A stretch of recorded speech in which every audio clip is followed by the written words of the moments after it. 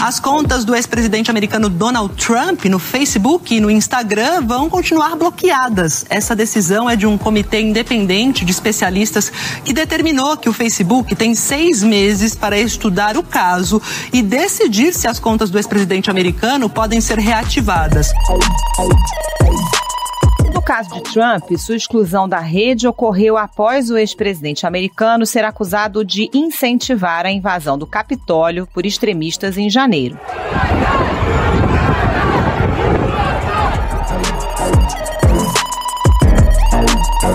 O Facebook seguiu o Twitter, que baniu o republicano, da mesma forma que o YouTube. Mas antes disso, o político já era avisado pela disseminação de notícias falsas em relação à pandemia.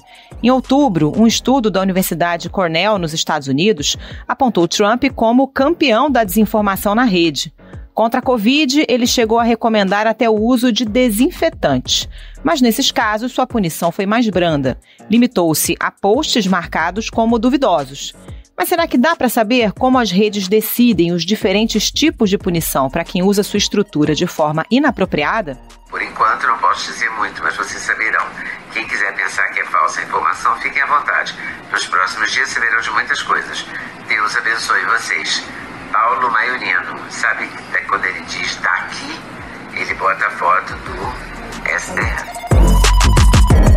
Este mês, a jornalista Leda Nagli foi induzida ao erro durante uma live, ao ler um tweet falso atribuído ao diretor-geral da Polícia Federal, Paulo Maiorino, que tratava de uma suposta e inexistente conspiração contra o presidente Jair Bolsonaro.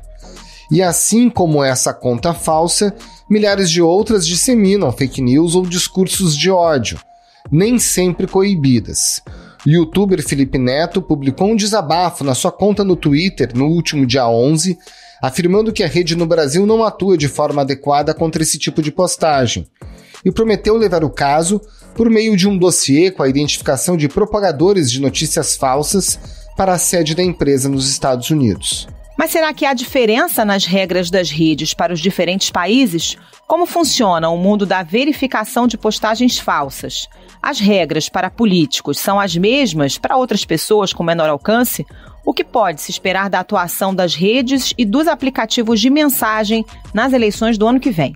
Esses são os temas do Ao Ponto desta segunda-feira. Eu sou o Roberto Maltic, estou com a Carolina Moran e nesse episódio conversamos com o colunista Pablo Hortelado, professor de Gestão de Políticas Públicas da USP e estudioso da polarização política e da disseminação de notícias falsas nas redes sociais. Fique com a gente.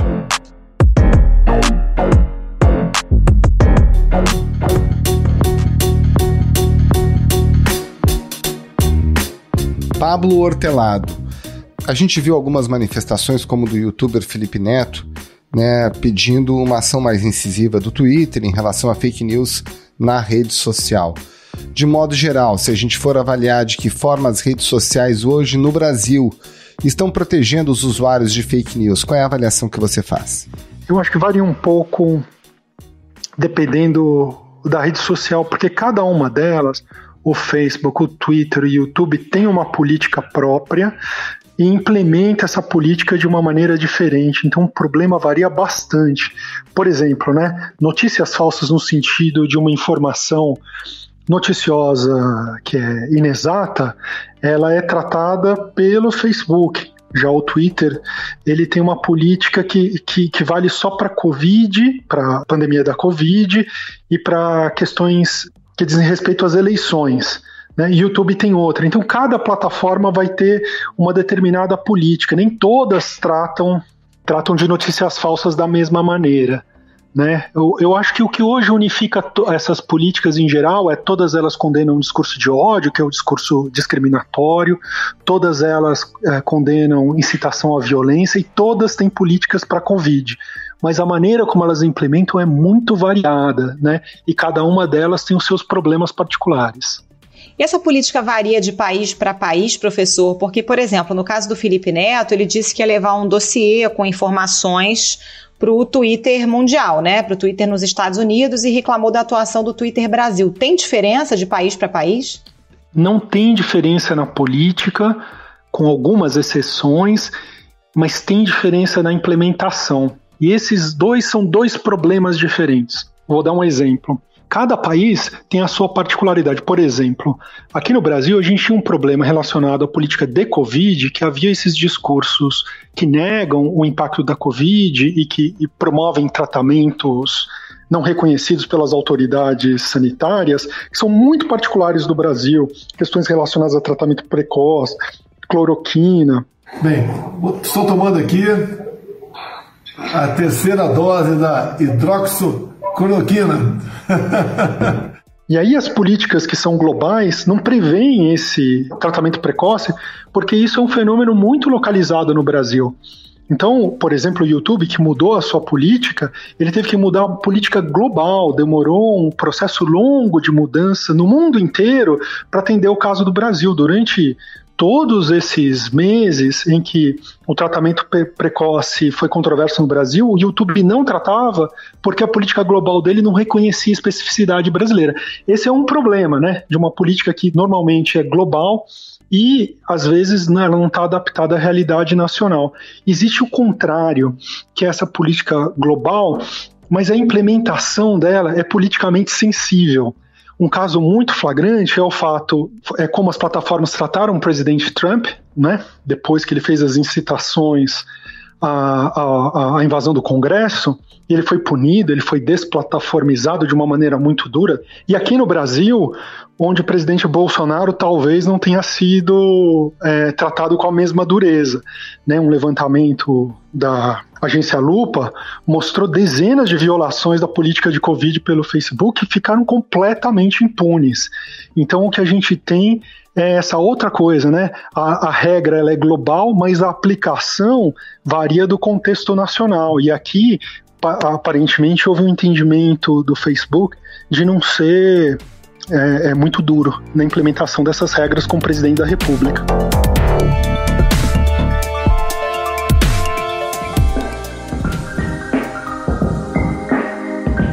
Agora, professor, existem regras bem descritas sobre o que efetivamente pode, o que não pode, o que pode, mas nem tanto? Como é que é isso?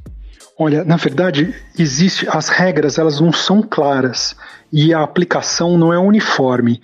Quando você vai ler os termos de uso, eles dizem não pode discurso ofensivo, e ele especifica dando exemplos, mas existem regras muito mais minuciosas que as pessoas que moderam os conteúdos, os moderadores humanos e as instruções que são dadas para os algoritmos, elas são muito mais precisas.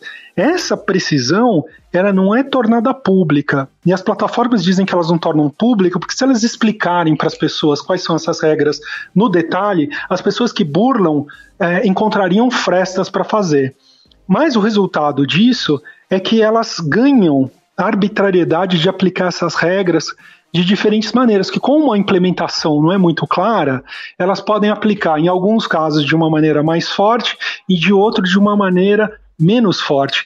Também não são claras essa gradação da punição, né? Em alguns casos eu posso tirar um post, eu posso punir rotulando um conteúdo e no limite eu posso suspender a conta ou até excluir a conta.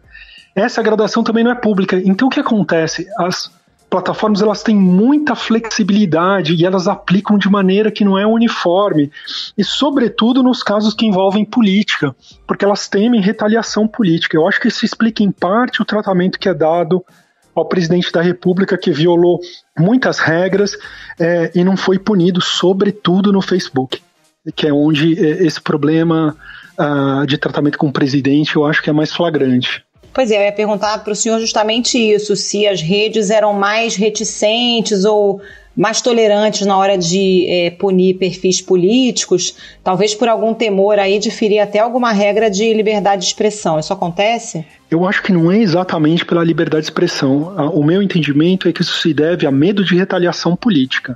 Algumas redes, o Facebook e o Twitter, por exemplo, eles têm um entendimento que, em alguns casos, o interesse de você saber o que o seu representante falou, ele se sobrepõe ao interesse de a necessidade de moderar o conteúdo. Vou dar um exemplo. Então, o presidente da República diz que a Covid não mata muito. Isso é uma violação da regra dessas plataformas, mas o interesse de nós, cidadãos, sabermos que o presidente falou isso, se sobrepõe à necessidade de moderar o conteúdo. Essa é a explicação que algumas plataformas dão para manter esse conteúdo. Ao meu ver, essa explicação é um jeito delas se livrarem da necessidade de aplicar regras a todo mundo. Então esses políticos eles passam a ter uma espécie de tratamento especial, quando na verdade elas deveriam ter um tratamento mais duro, porque o discurso deles tem muito mais impacto público. Uma pessoa particular que tem 100 seguidores, ela fala uma besteira e o impacto é muito limitado, muito restrito. Quando uma autoridade pública com milhões de seguidores,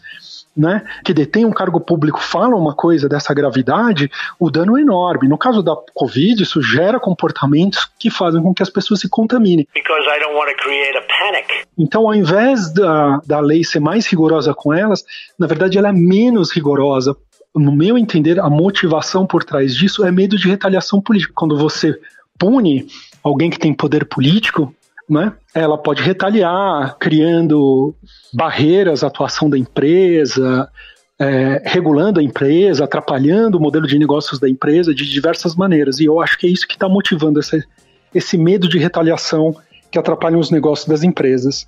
Professor, o que as próprias redes sociais têm desenvolvido em nível mundial e internacional para aperfeiçoar os seus comandos, suas condições de evitar a proliferação de fake news na rede? Eu acho que uma medida que vale a pena ser notada é a criação pelo Facebook de um conselho de supervisão das suas decisões, o que o Zuckerberg tem chamado até de uma maneira pomposa da Suprema Corte do Facebook.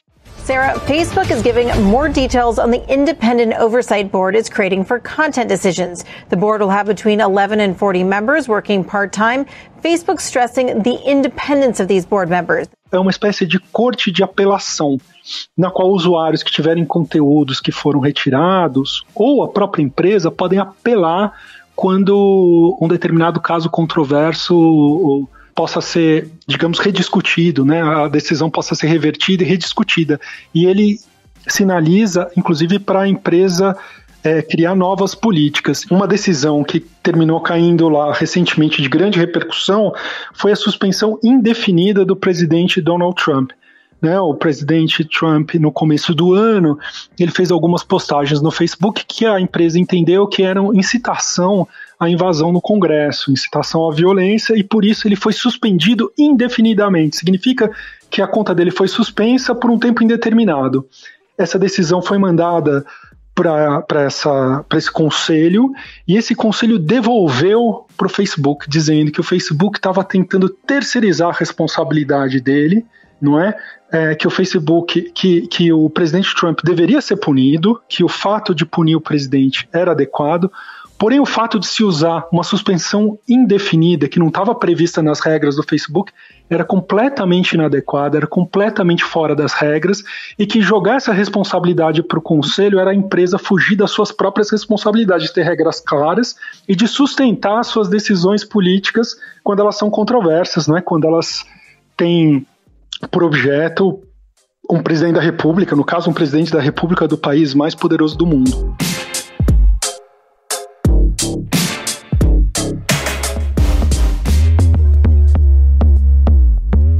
Bom, as redes sociais elas têm gradações, né, de punição, de bloqueio, de retirada de informação ou mesmo apenas de identificação de que seja uma informação duvidosa ou falsa. Essas gradações estão bem definidas e de maneira adequada na sua avaliação? Não estão de maneira nenhuma, né? E é essa grau que permite que as empresas, às vezes, elas ajam de uma maneira muito dura e às vezes de uma maneira deixam praticamente impune, né? Porque existe uma escala da punição, né? Eu posso pegar um conteúdo e simplesmente rotulá-lo, que é um aviso, né, para a pessoa que aquele conteúdo é falso, que aquele conteúdo é inadequado, por isso, por aquilo. Eu posso, além disso, restringir o alcance, né, diminuir a distribuição daquela informação. Eu posso punir, retirar aquela informação, mais ou menos, né, suprimir impedir a pessoa de publicar, e eu posso até suspender a conta. Só que essa escala não é pública, a gente não sabe em quais medidas, em quais violações uma coisa aparece. O YouTube é um pouco mais transparente com isso, mas no caso do Twitter e no caso do Facebook, isso não é transparente, isso permite muita flexibilidade, e as empresas têm usado essa flexibilidade de maneira que parece bastante arbitrária para quem observa de fora. Isso é um grande problema. Eu acho que o principal problema hoje é o fato das regras não serem claras, tanto as próprias regras da comunidade, quanto digamos, a escala de punição, e o fato delas não serem aplicadas de maneira uniforme. Então tem pessoas que têm tratamento especial e pessoas que deveriam ser tratadas com mais rigor são tratadas, na verdade, com menos rigor. Como é que funciona esse mecanismo de controle dentro das redes, professor? São seres humanos que verificam as denúncias que são recebidas? Até que ponto isso é automatizado ou tem inteligência humana por trás? Então, uma boa parte disso é automatizado, e esse é um outro problema. Para eu fazer uma moderação que leva em consideração o contexto, que ela é adequada, que ela tem menos erros, eu tenho que fazer moderação humana, e moderação humana é muito caro. Então, uma parcela muito grande dessa moderação, ela é feita por máquina, não é? Os algoritmos são treinados, eles buscam entender os casos e eles fazem isso de maneira automática ou semi-automática, né? Então, eu faço uma espécie de pré-seleção e depois eu tenho uma confirmação humana muito rápida, muito pouco minuciosa. E isso é um grande problema, porque no fundo, essas empresas são agentes econômicos e uma boa moderação aumenta o custo da sua atividade. Eles não querem aumentar os custos porque isso encarece, né, o processo de moderação. E por esse motivo ocorrem bastante erros frequentemente. Falando dessa mão de obra, teriam que ser muitas pessoas, né? Porque esse é um universo infinito, né? Na verdade, são bastante pessoas, né? A gente tem relatos, as empresas não são muito transparentes, mas saíram algumas reportagens investigando. Nós estamos falando aí de exército de moderadores de conteúdo em países estrangeiros, dependendo da plataforma, estão operando nem no Brasil, são pessoas falando de português que operam às vezes fora do Brasil, e realmente é um exército de pessoas fazendo moderação, mesmo isso sendo predominantemente feito por máquina. Né, seja de uma maneira automaticamente feita por máquina, tem algumas coisas que são inteiramente feitas por máquinas, outras são mistas, né? Mas fazer uma moderação inteiramente por gente talvez seja até inviável, mas ela poderia ter mais participação humana, mais supervisão humana, e isso diminuiria bastante os erros.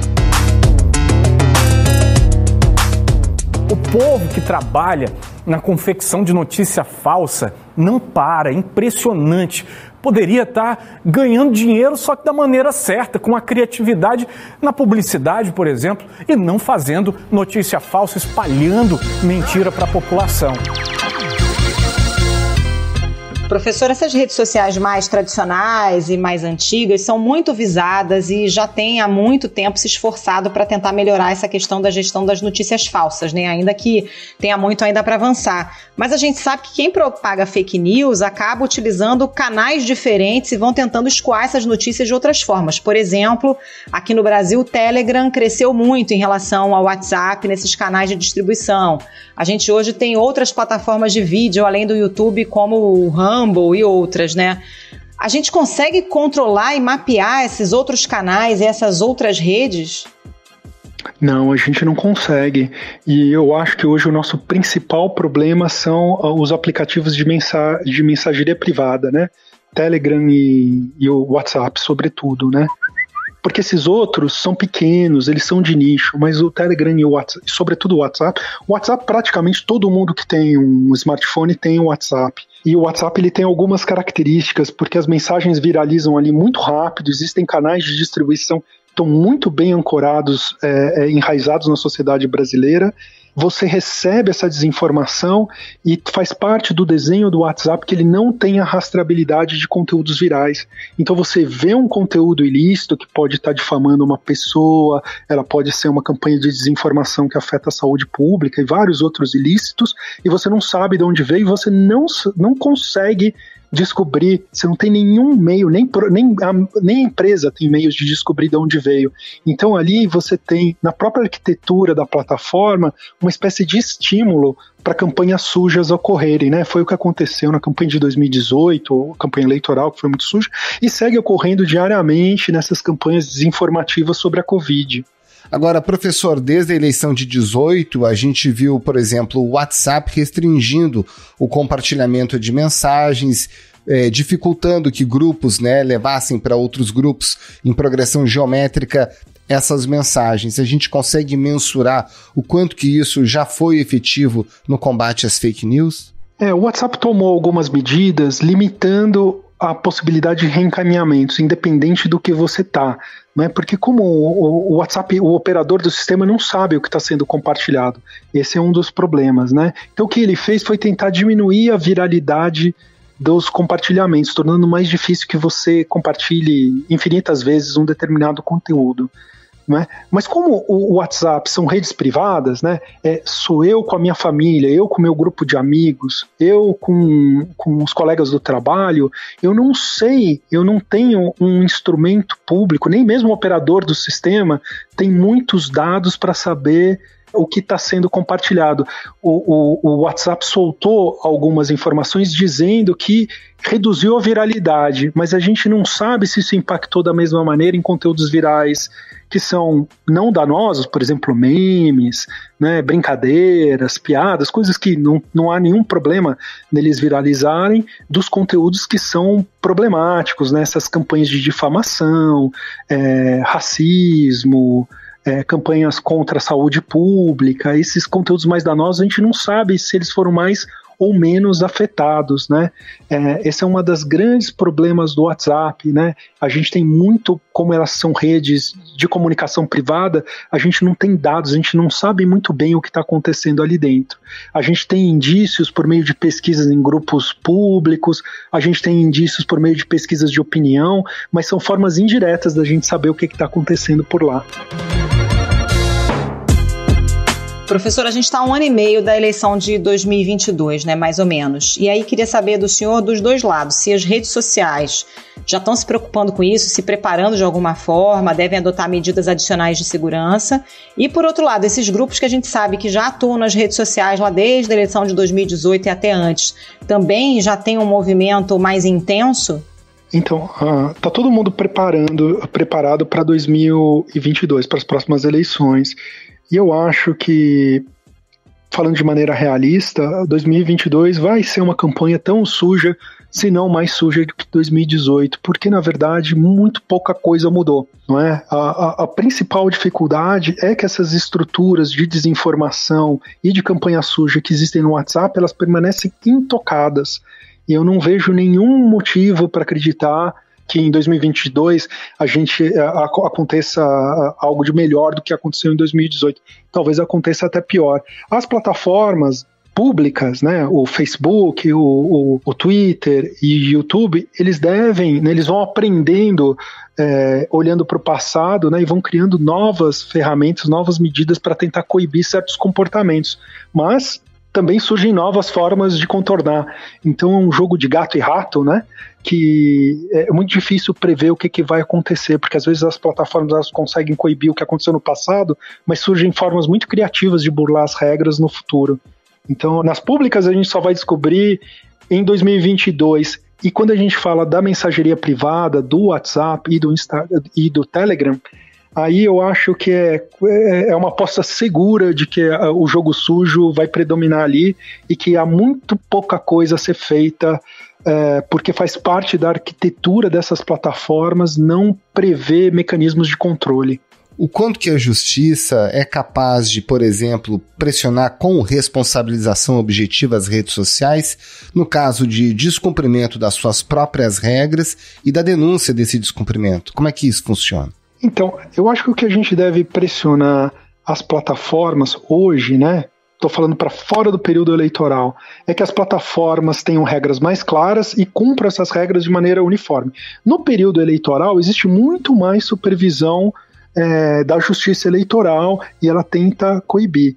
O problema todo hoje, para as eleições de 2022 vai ser o que aconteceu em 2018, é o que acontece na mensageria privada, porque a Justiça Eleitoral não tem meios de impedir a campanha suja no WhatsApp. Não tem meios. Existe uma medida que foi proposta na lei de fake news, que foi aprovada no Senado, que está parada na Câmara dos Deputados, talvez avance, não se sabe, enfim, se vai dar tempo dela ser aprovada esse ano, que criaria a rastreabilidade dos conteúdos virais, ou seja, conteúdos virais na mensageria privada passariam a ser rastreáveis.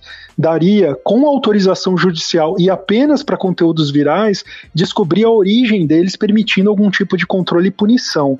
Não é? Isso está previsto na lei que foi aprovada no Senado, mas eu não sei se a Câmara dos Deputados tem a vontade política de aprovar uma medida que coíba a campanha suja no WhatsApp. Professor Pablo Hortelado, muito obrigada pela participação. Bom trabalho para o senhor. Muito obrigado, professor. Um abraço e uma ótima semana. Muito obrigado. Até logo.